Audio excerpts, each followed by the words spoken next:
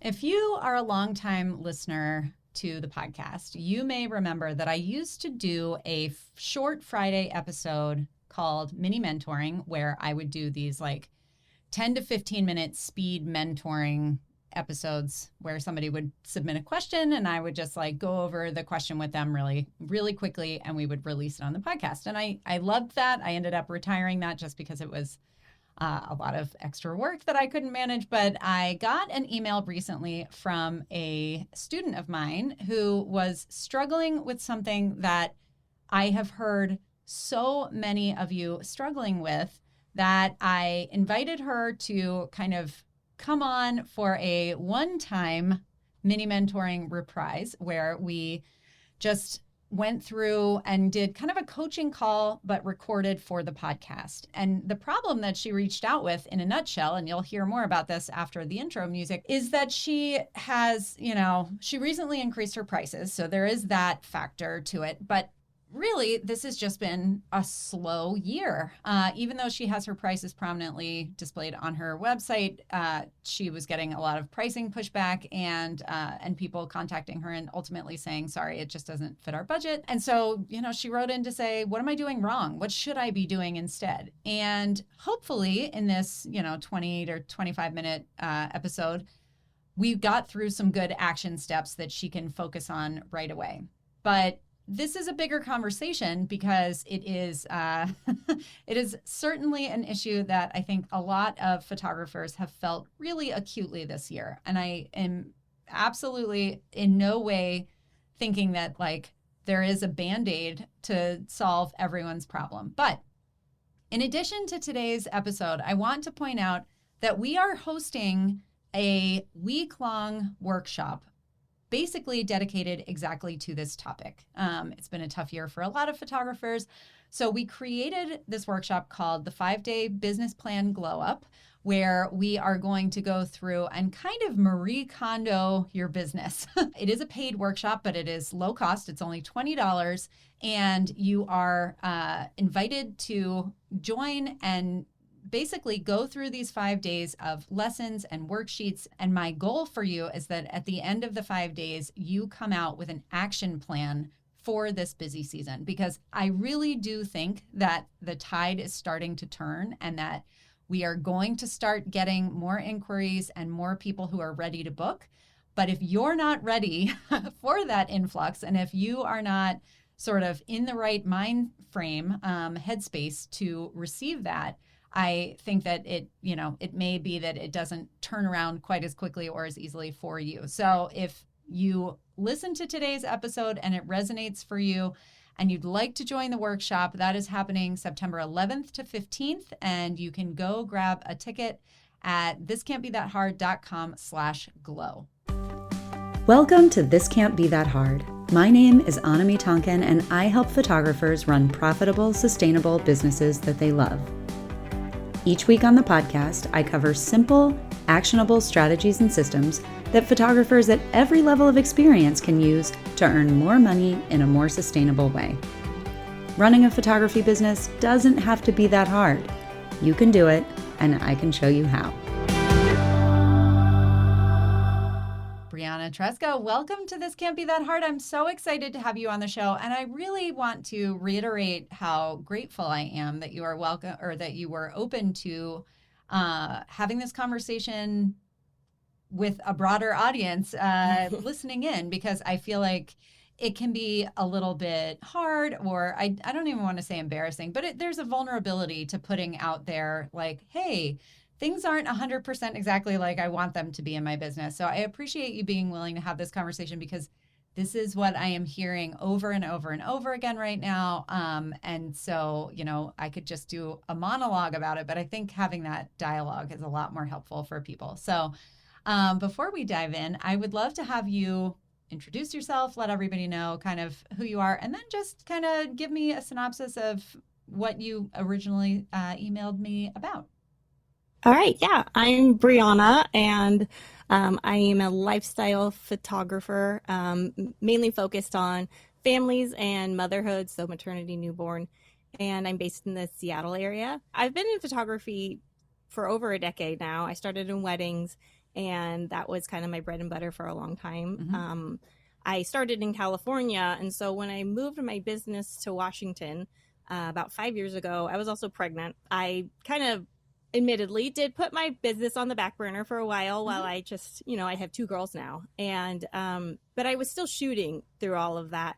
And I admittedly was very like, I'll look at the market around me and see what other photographers are charging. Sure. And I'll just, put my prices somewhere in there. Yeah. And I didn't give a lot of thought to it once I transferred to like portrait photography. Mm-hmm. And I feel like at the end of essentially last year, I did a whole lot of rebranding and just a lot of education.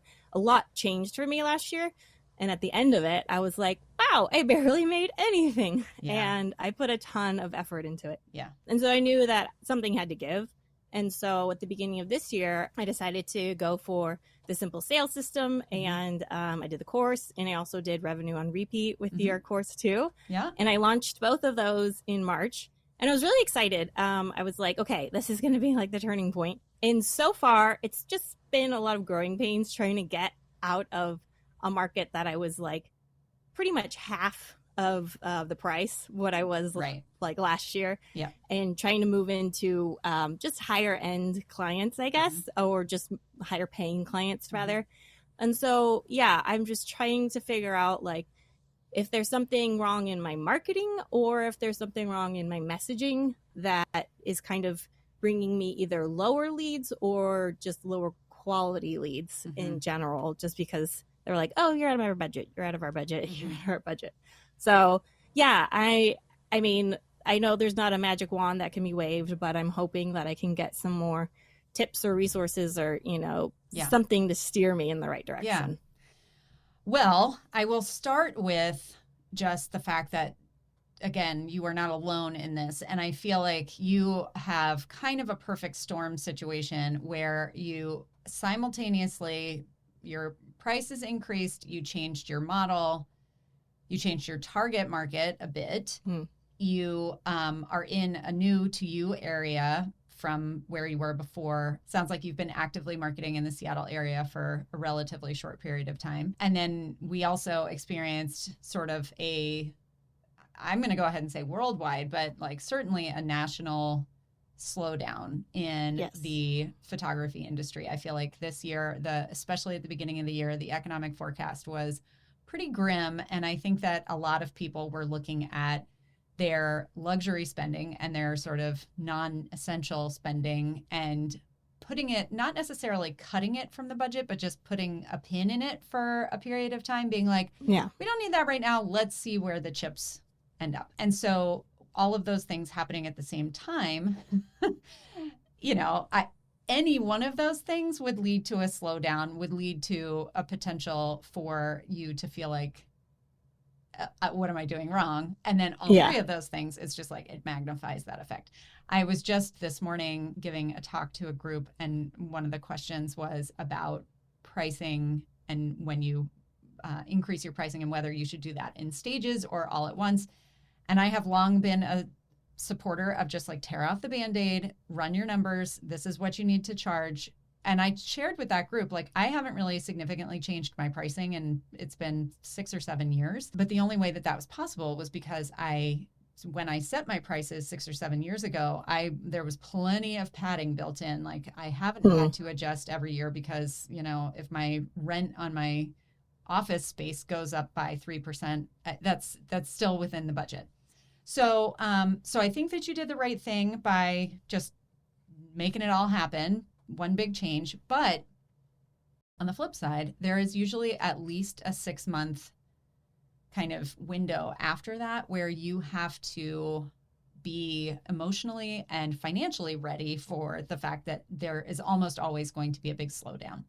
And so hopefully you are getting toward the end of that for you. I also think that the news is good out there in the world. I have a sneaking suspicion that this holiday season is going to be extra busy for a lot of people, because I think that a lot of those people who kind of put a pin in any photo plans are like, okay, great. I feel better now. The stock market is looking a little better. And the holidays are coming up, so we want our photos now. And so I'm hopeful that this is actually going to be a really good time of year for a lot of us and maybe make up some of the difference there. But there are some things that I think in the meantime are worth exploring.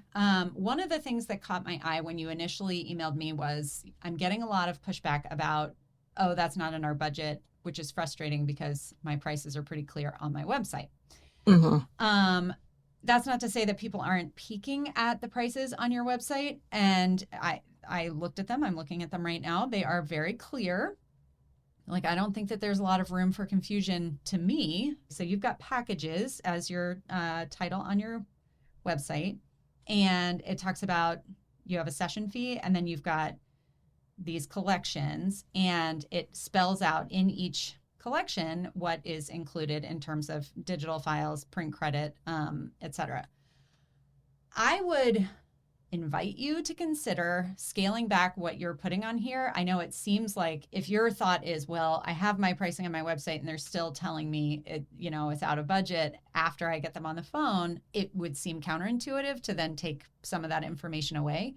But I think that if you replace what you have here with a shorter sentence that just gives them kind of their minimum spend. So session fee is $275 and my minimum collection is $800. They won't know what's included, and they, if they're interested in working with you, they're going to still be motivated to reach out, but they may not end up.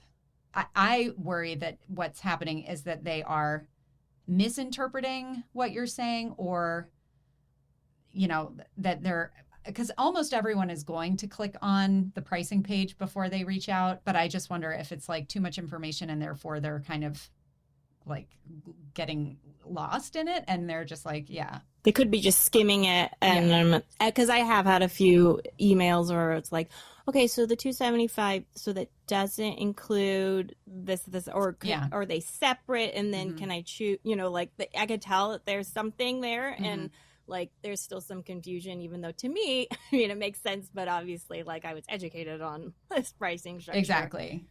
So that's very helpful in just trying that out, because I didn't used to have it all laid out, and I thought, well, maybe this will weed out more people, just like qualify the leads more. But I mean, I can see where it could be like overwhelming too. Yeah. I mean, I think a lot of people who do all-inclusive pricing, that is just, it's like it costs $850 to work with me or whatever. And that's a single sentence, more or less, right? And so somebody can read that and totally understand. For those of us who have more complicated pricing, I think that that's good. I think that it's good to give people options, and it's good to have sort of, a way to upsell and all, for all the different reasons. I think it's good to have more complicated pricing structure. The trick is that when you're communicating that, you don't want someone to either get confused and then not contact you, or to get kind of in the weeds and misinterpret. There's too much information and they're misinterpreting it, so that then when you do explain what it is, then they're like, oh, that's not what I thought. So I feel like a very simple, like if you can work it into 2 sentences, which you should be able to, then I think that you may just have a more open-minded, pre-qualified, like they will have seen the prices. And then the other thing to remember is that when someone says, well, that's out of our budget, it doesn't always mean that that's exactly what it was, especially since you have so much pricing on your information. So are you getting any, people use that because it's an easy thing to just sort of like, it's not you, it's me, bye, and that's fine. Yeah. But are you getting any further information, you said you are getting people on the phone? Yes, I am. Actually, I have implemented that, and that's been new for me, but it's been good. Good. I think I'm making more connections that way. Okay, wonderful. And do you feel like you are hearing hesitation around parts of it? And if so, like what parts? Yeah, I mean, I think that especially for people who maybe have inquired on email and were like, okay, well, what does this mean? Then I'd follow up, and then they wouldn't necessarily cancel the call, but once I got on the phone, they were like, yeah, so you're still out of our budget. And then mostly if I'm hearing hesitation, it's like after we walk through the packages and they're like, okay, so I'm just going to have to think about it. Right. And, like there's a handful of those people, but then there are others that maybe have fallen off after, my post follow up. But they didn't have that hesitation in their voice. They're like, okay, that sounds good. I'll talk to so-and-so about it. So, it's a little bit of both, but I feel like I have a lot of traction on Yelp, and I have a lot of reviews on Yelp, which is great. But at the same time, like there's a way to message me on Yelp and not go to my website at all. So I know that I'm getting some leads there. And I'm like, almost every time I get somebody from Yelp, I'm like, have you really looked thoroughly? And then it's like, it feels like a waste of my time for the most of it. I don't want to throw Yelp under the bus, but it just feels like that's been not a great avenue for me, even though it's like I'm ranking really high on Yelp. And so a lot of people reach out to me through that. And then we talk prices. I'm like, oh, never mind.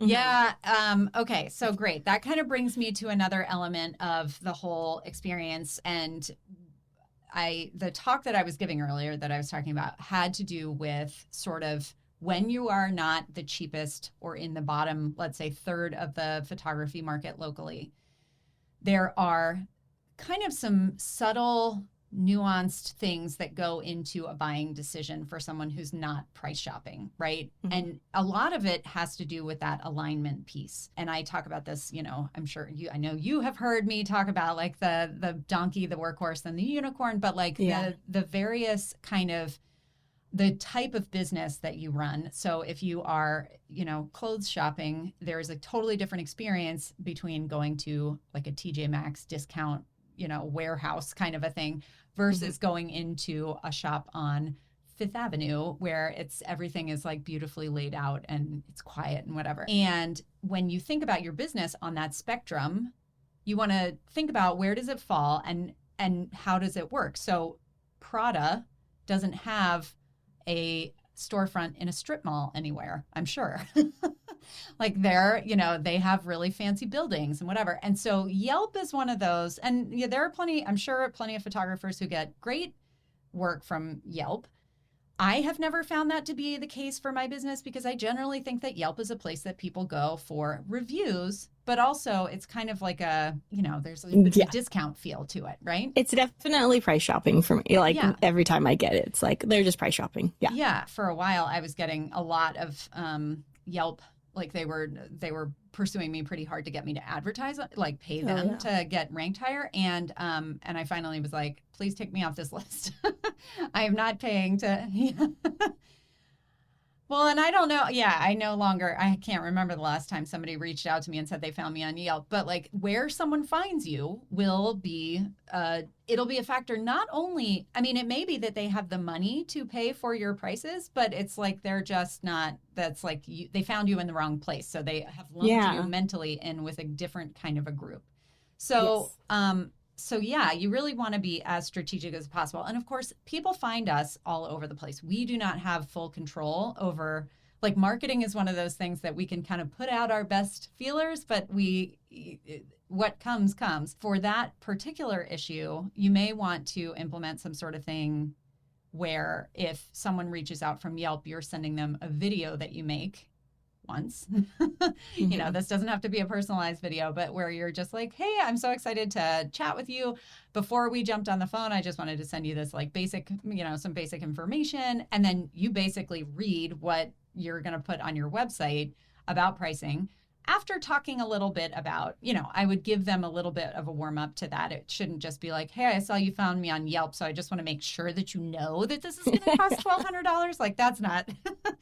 That's not the way to do it either. But but just to sort of like put that little bit of a buffer there so you can save your own time. Because part of it too, there is, like I said, when you increase your prices significantly, there's that 6 to 9 month window that you have to be financially ready for, but emotionally ready for, because you are going to hear more than normal.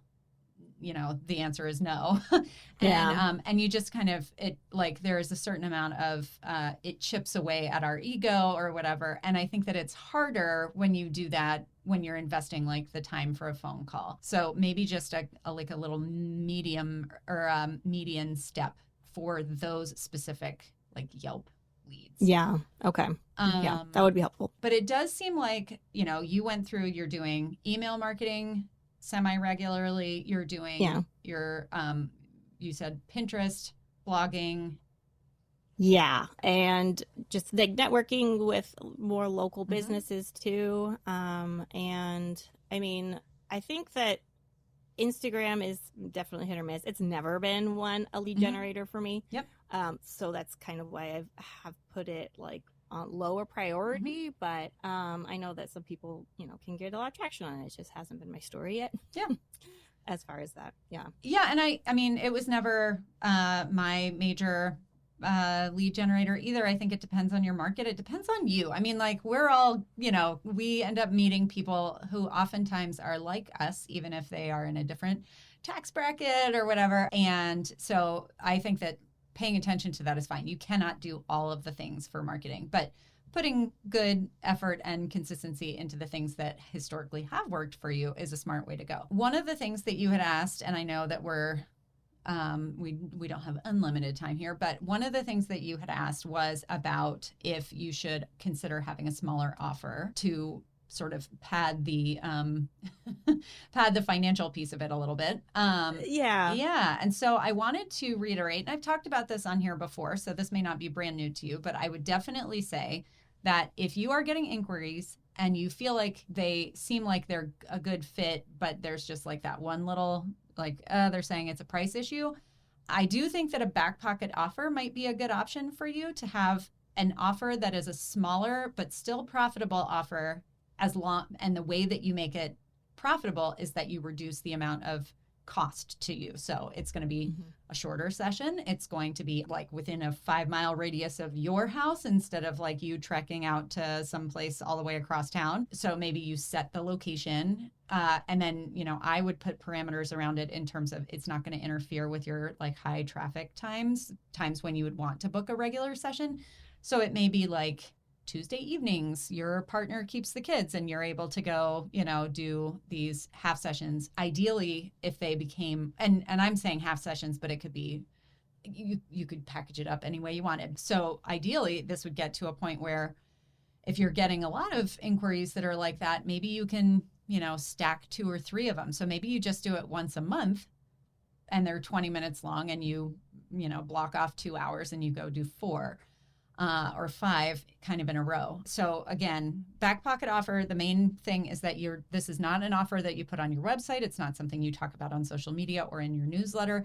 This is something that when someone inquires with you about a regular session and everything is a green light for them and for you, except that they say that the price is too high, you say, well, I do have space this coming, Tuesday, October 7th or whatever, I am doing a set of short sessions, and then you give them the parameters for that. And I would set it up, you've already, gone through this blueprint. I would set it up like a simple sales session, like they have collections to choose from, but try and make it half the price, because if someone says to you the price point is too high and then you offer them something 50% lower, even if they have talked to other photographers whose full session is the same price, that's going to feel like, wow, she's really made a big, I'm getting this amazing photographer who typically charges twice this amount for this shorter thing. And you can say, I don't do these very often, but I've gotten a lot of demand, so I've scheduled some for October. I have 1 space left. Would you like one?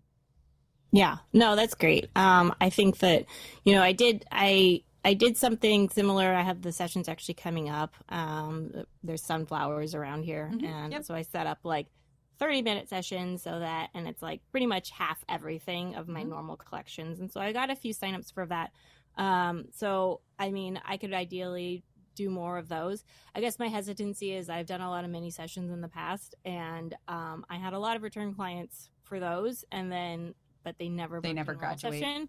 So I guess it's kind of like the hesitancy there, but I also am like, well, I'd rather book something than nothing. Yeah. I mean, and again, like it depends on what your goals are. I feel like if money is the top priority, most of us are able to figure out how to make a buck here and there. You just don't want to set yourself up. And the difference to me with mini sessions versus a back pocket offer is when I say mini sessions, I'm talking about something that I'm like sending out to my newsletter and I'm whatever. If this is only an offer that somebody is getting from you after you've talked to them, and they never, and then, okay, so let's say you work with them and next year comes along and they're like, oh, we can't wait to, work with Brianna again. And they go to your website and they go to your Instagram and they don't see anything about mini sessions and they're on your newsletter and they are not hearing anything about short sessions. They could call you up and say, hey, are you doing those short sessions again? And then your answer is either yes or no. And you can decide. You can say, you know what, now I've got all the business that I want. You can say, oh, I hope you're ready to, because a full session is going to it's going to blow your mind. If you liked that, like, just wait. And if you're in a situation where you have the extra time and you liked working with them and you got the sense that that really was the top of their budget, then sure, you can schedule another one. I like to be picky about the people that I'm doing sort of those, I don't want to say favor, they're still paying you, but you just don't want it because it also tarnishes your brand over time or it doesn't tarnish your brand. It adjusts your brand, right? People start to associate you with like someone who does, well, she has expensive sessions, but she also does cheaper sessions. So, yeah, I guess that's my fear is that like if I start doing those and then it's like they're just gonna wait, just like with the mini session, they might just wait for like when are they gonna do a sale or when are they gonna do or when is she gonna offer me like a half session again? So that's kind of, I guess, my fear, but also I don't know. I have to choose which is the lesser evil, so to speak. So to kind of close and to give you some maybe a takeaway that you can like go put into action and hopefully turn into some business. I feel like you're doing all the right things. I really do, as I said, feel like things are starting to turn around, and it wouldn't surprise me if kind of your perfect storm of not great turns into like, oh, and now all of a sudden I'm full. Like, I am not discounting that as a very distinct possibility. But I do think that one of the hard things is just to get like a light shown on your business. Like, I just need some inquiries to come in so that I can, the more inquiries, the more practice I get on my sales calls, the more I end up booking over time.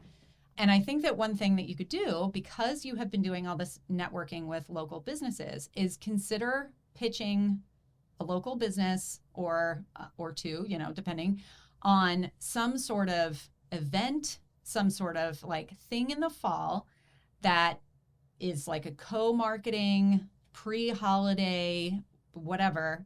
And I don't have like all the details of that planned out for you, but there are tons of ideas out there. You can Google co-marketing and pitch somebody with an idea and an event. And I feel like one of the things that can really get traction and get people excited is something that has kind of a fun hook or a fun name or a fun theme or something like that.